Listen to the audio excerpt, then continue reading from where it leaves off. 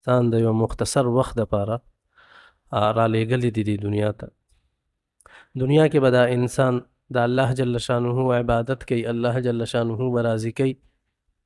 چې الله جل شانه د انسان راضي کو، دا انسان کامیاب دی، او که چېرته د الله جل شانه د احکاماتو نه د مخ واړولو، دا انسان ناکام دی.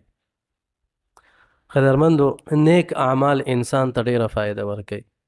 چې ته نیک اعمال کې، ته مونځ کې، ته زکات ورکې، ته حج کې، ته د الله ذکر کې، د دې به تا ته ډېرې زیاتې فایدې رسیږي.